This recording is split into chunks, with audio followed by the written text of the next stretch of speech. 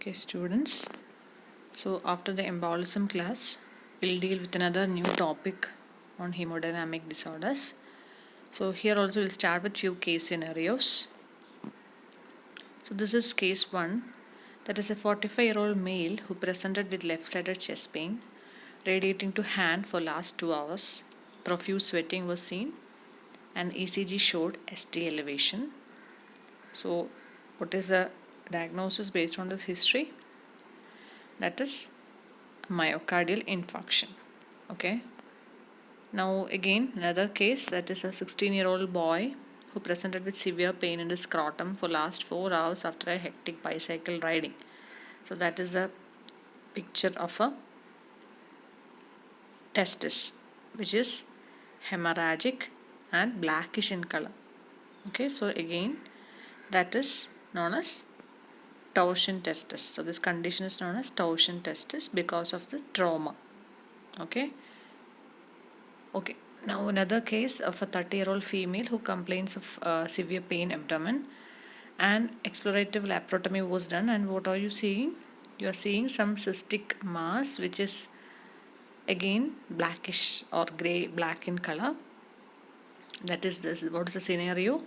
That is nothing but a twisted ovarian cyst that causes a severe pain abdomen.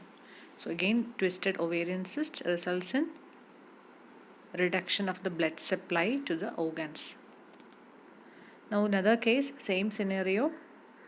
Patient presented with acute abdomen. While opening into the abdomen, they saw that the intestine, the bowel loops are blackish. So again, some sort of obstruction has happened which results in this blackish discoloration. So what are these due to? All these are due to common pathology, that is ischemia. You have learned about ischemia in the first chapter, cell injury chapter. So it is nothing but the inadequate arterial blood supply to an organ due to obstruction of the blood flow. That you all know that if the blood flow is obstructed or it is occluded, what happens? The areas or the organs which that blood vessel supplies will be devoid of blood supply and oxygen. So that is the process. That process is known as ischemia. Now what are the causes? It can be due to any obstruction. Either it can be due to thrombosis, embolism, atherosclerosis, okay, then prolonged spasm or pressure, compression by a tumor from outside, then twisting or strangulation, as you saw in the testis and intestine as well as in the ovarian cyst. There was a twist, that torsion. Okay, all these are some of the causes for ischemia. Okay, and see, this is a blood vessel and this is an organ which it supplies. So what happens if the blood supply is cut? That results in ischemic necrosis of the organ or the part which is supplied by that vessel. And what is that ischemic necrosis of that tissue known as? That is known as infarction. So infarction is the topic for today's class. Infarction, how do you define infarction or infarct? That is an area of ischemic necrosis which is caused by the occlusion of the arterial supply or the venous drainage. Not only the arterial supply, but if the venous drainage is blocked, also the tissue will undergo necrosis. Okay, so everything will be blocked. So that results in again necrosis of the organ or tissue. So this definition is very important. Okay, and this aspect, the infarction or infarct, is also very important clinically, because I discuss all these cases. All are clinically important scenarios which you get in your exams also as a clinical essay. Now, what are the common sites of infarct? The common sites we usually see are in the brain in the form of stroke. You can see patients in the ward affected by stroke, paralysis and all. So that is due to the ischemic necrosis of any part of the brain caused due to obstruction. Common causes are due to atherosclerosis of the arteries, okay, of the brain.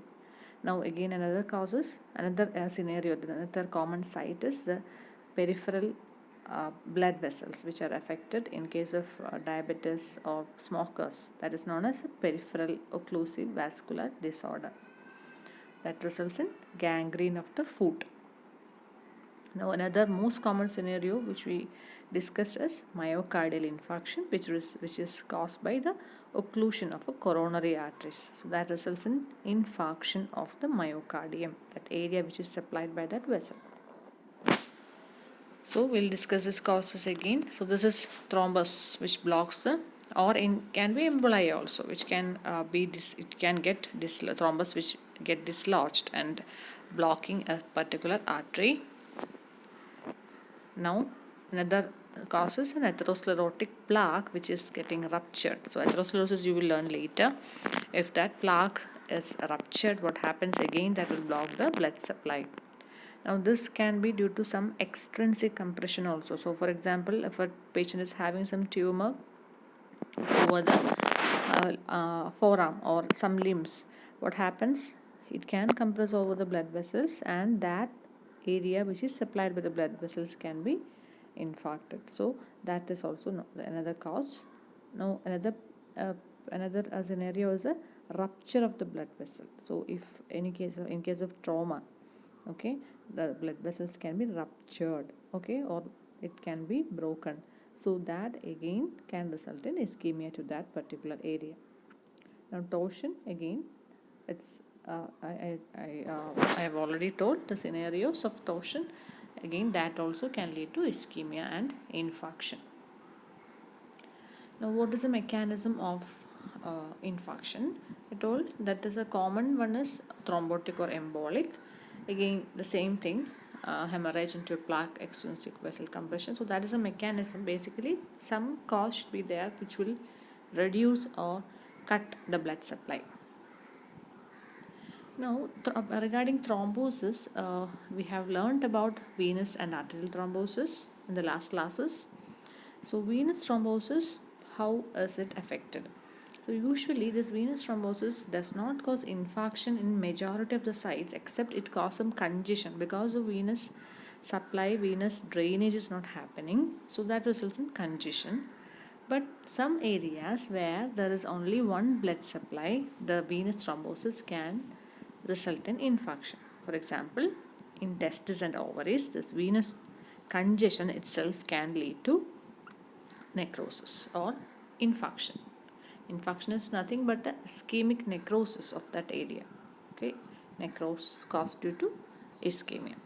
Okay, what are the types of infarct? This is another important favorite question for your exams. Okay, so this types of infarct are basically, there are two classifications. In one classification, they are classified into red and white infarct. And another classification is classified into septic or bland infarct. So septic and bland, red and white, they are different types of classification. So we'll see each of these in detail. So what is a red infarct?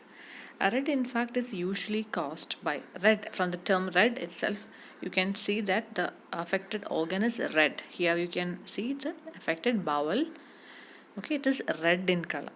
So why it is red in color? Because it is usually seen in organs with venous problems or venous occlusions, as in an ovary, or in loose tissues, in very softer tissues like lung, and also in tissues with dual circulation like lung. You can get both pulmonary and bronchial supply, bronchial vasculature and pulmonary vasculature is there. So because when there is some ischemia to one circulation, the other circulation can manage. Okay, so that results in that red color. Even one circulation is gone, another circulation is there which can maintain some of the normal vascular functions. Okay, so that is the cause of this red color. Whereas white infarct is usually seen in organ with the opposite conditions, like the organs with end arterial circulation, like it is only supplied by that circulation only. Like in heart, you get only the myocardial vessels, coronary vessels. Now spleen, in the kidney, okay, only the renal vessels are there. So if it is gone, you can see in the kidney here, there is a clean white area of infarct. So that is a white infarct. Also the tissue will be more denser compared to more softer tissues in a red infarct. Again, this is a cross section of the myocardium. So you can see that whitish area like a band. Okay, about that superior aspect, you can see that whitish band, that is necrosed part. So there's some differences. So white infarcts, I told you, arterial insufficiency, not reperfused and single blood supply. Whereas in red infarcts, you get because of some venous insufficiency or reperfused tissues with dual blood supply. Okay, so this is picture of a lung which you see here. You can see the area of red infarct, whereas in the right side B picture, you can see the spleen with a white infarct. Now, what is the gross feature? The shape will be wedge shape, and you can sometimes see the occluded vessel at the apex. Usually the vessel occluded will be seen at the apex of the infarct. The infarct will have a wedge shape with apex with the occluded vessel and the periphery of the organ at the base. See here, you can see this demonstrated here. You can see the occluded vessel below. Okay, so that is occluded vessel, and the above area is the infarct. In the picture, the diagram, you can clearly see in the kidney, the apex is towards the center and the periphery is the base of the this infarct, wedge shaped infarct. The base is towards the periphery of the organ. Again, this is another picture of the kidney infarct. And what about the microscopy? I told it is ischemic necrosis. So ischemic necrosis is nothing but coagulative necrosis. You can see. What do you mean by coagulative necrosis? We have learned in your first class. It's very important. You can just see the outlines of the cells, but without the nuclei. So outlines of cells will be seen. Okay. So that is known as coagulative infarct. So this is the first 4 to 12 hours. You can see that area, which is then followed by some acute inflammation. So you have necrosis. So you get neutrophils around the infarcted area. Now after few days, what happens, it will resolve. That area, that reddish color will be changed to white. Why? Because it has now turned to a scar. Okay, so that is the changes in an infarct. Around 4 to 12 hours, you can see the necrosis. With 1 to 2 days, inflammatory cells come, then comes the scar tissue. So that is the changes you can see. So this is the kidney infarct with some areas which has turned whitish in color, which is replacement by a scar tissue. So all tissues you can get coagulative necrosis except in brain, where you get liquefactive necrosis, as you learned in the first class. So that is the liquefactive necrosis of a brain. Now that is about the red and white infarct. Now we will see the other classification, that is septic and bland infarcts. What do you mean by septic? In fact, from the term itself, it is septic. So some septic substances or septic particles, it can migrate from one place to another, and where it get deposited, it can result in a septic infarct. Okay, so from where is the septic particles coming? For example, in heart, in a condition known as infective endocarditis, you will learn in your heart chapter.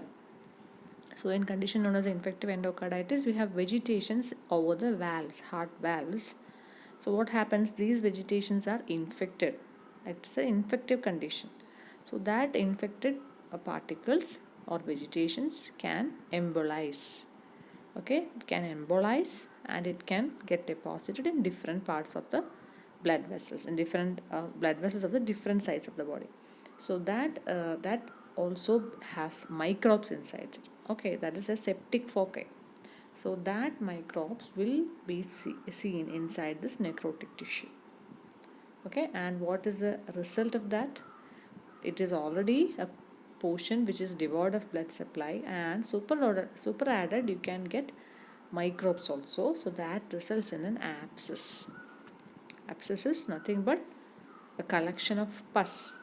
Okay, so that is completely filled with pus, or that is a infected foci, and that is due to the septic emboli.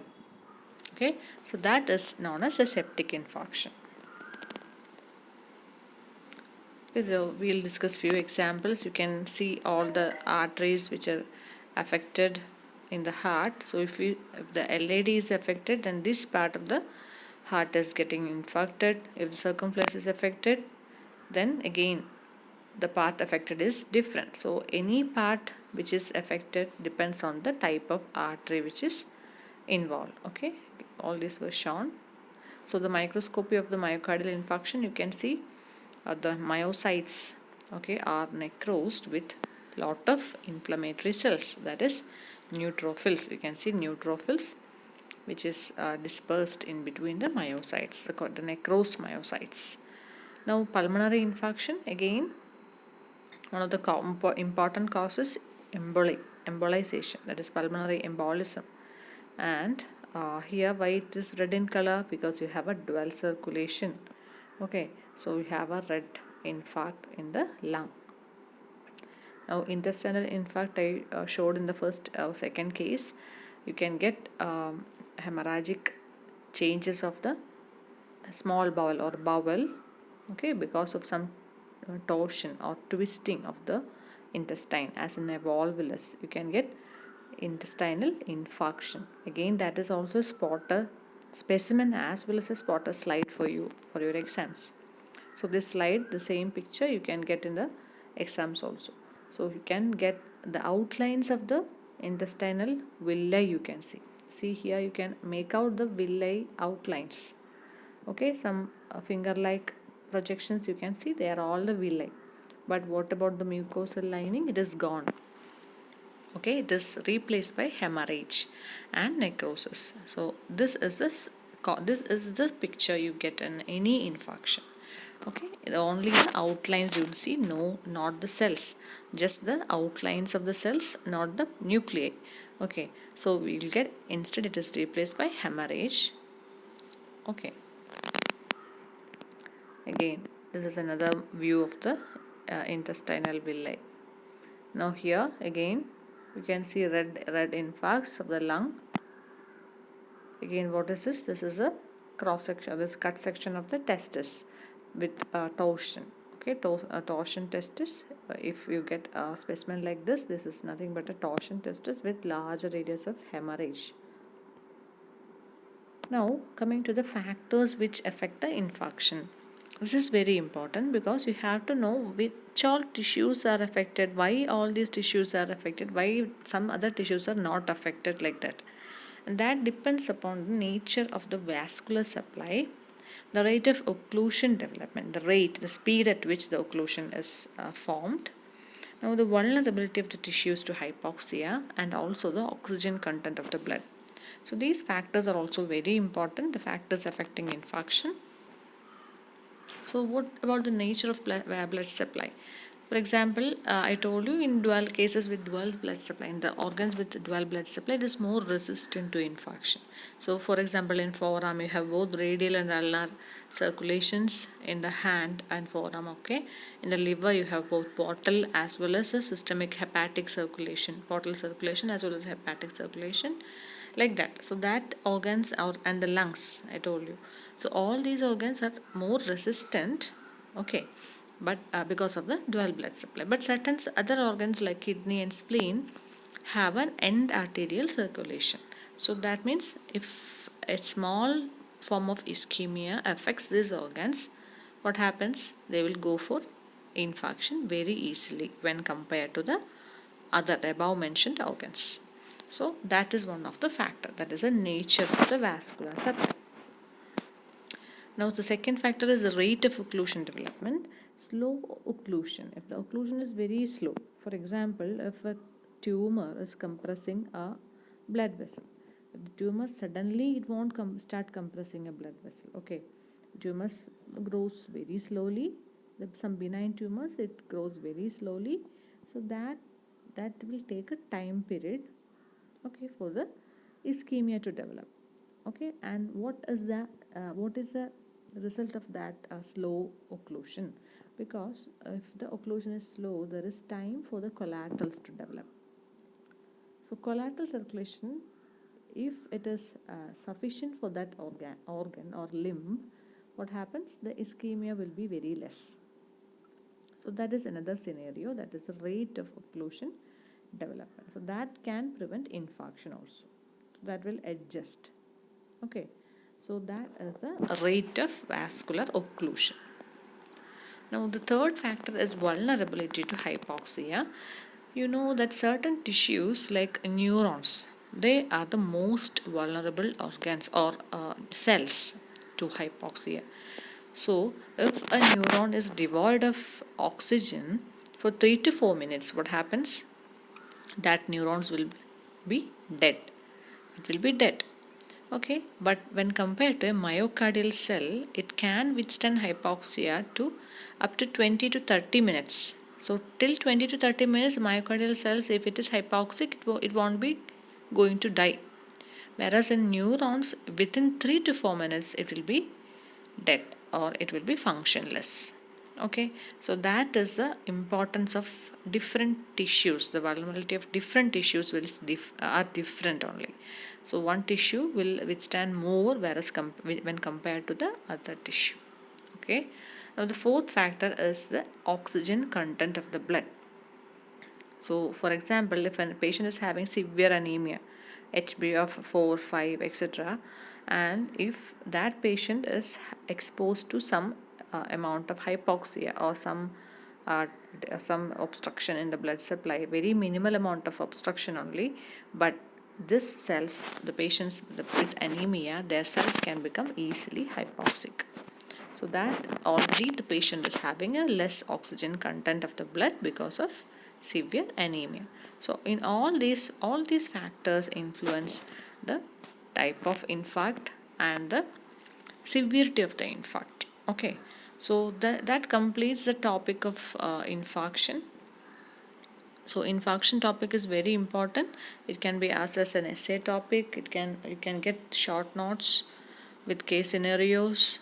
Okay, how define infarction, types of infarction, factors affecting infarction, everything. All these questions are very important, and also for your clinical cases also. They can ask anything about infarction. Okay, thank you.